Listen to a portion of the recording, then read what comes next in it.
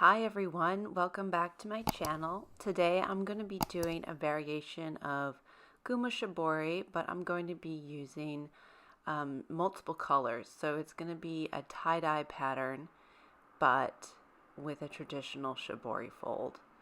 So I am starting out here with a accordion fold handkerchief style. So I'm doing it on the diagonal.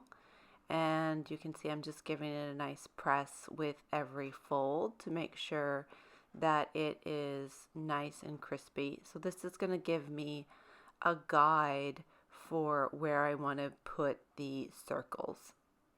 So I'm just kind of making it for my own reference. It's going to be like a grid. So now I'm going to take it apart, and you can see the marks on there are going to guide me to where I want to mark for the circles. So I'm going to basically start with one just to experiment, and I'm taking my thread and I'm wrapping it around the middle of each square. So I'll do the first one here, and I'm going to just check to make sure it makes sense with the grid that I've made. So I think it makes sense, and I'm going to go ahead and mark all of the middle points of the rectangles on this grid for my own reference, and that's going to be where I'm going to start to pinch up the little spider webs when I wrap them with thread. So now I'm going to keep wrapping the one I started with thread, and I'm going to wrap it really, really tight. And I'm going to just use a lot of thread. I'll tie it off with the little tail, and I'm going to continue to do that with every single little point that I marked. So you can see it looks like a little tentacle, and I'm just going to keep going with all of the little pieces I've marked, and I'm going to keep wrapping. This is going to take a while.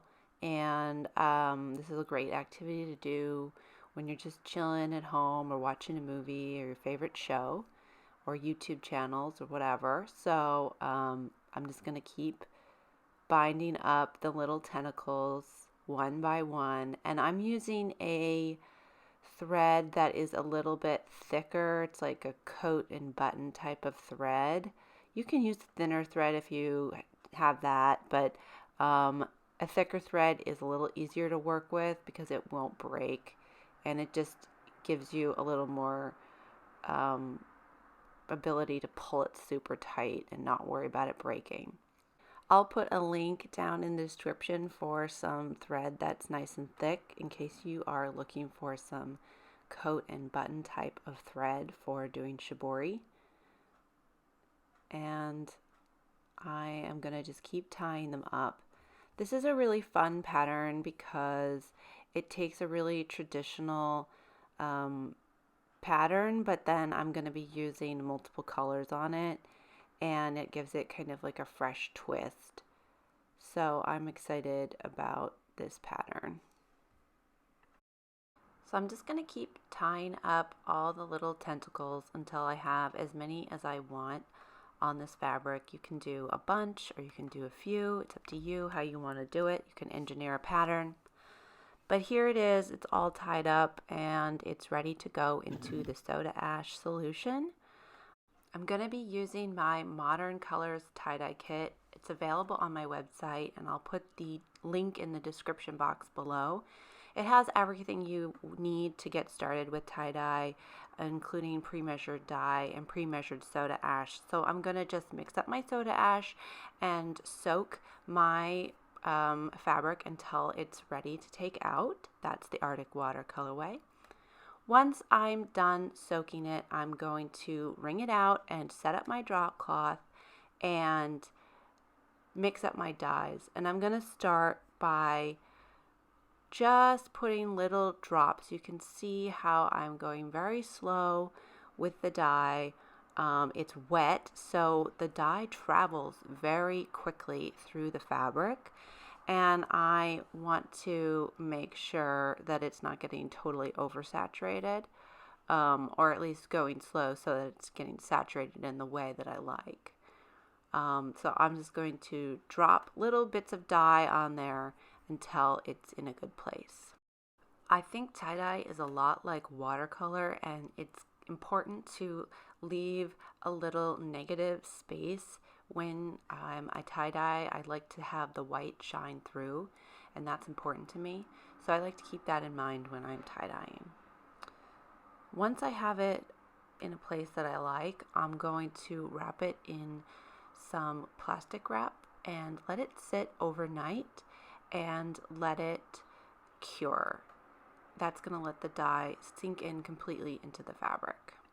So it's been sitting overnight, and I took it out of the saran wrap, and it's ready to reveal the resist, which is so fun. This is the most exciting part for me, at least. And I'm going to just pull the pieces of thread off. You can also use a seam ripper if you want, but I'm just going to kind of pull it, and the thread will start to twist off and reveal the resist underneath.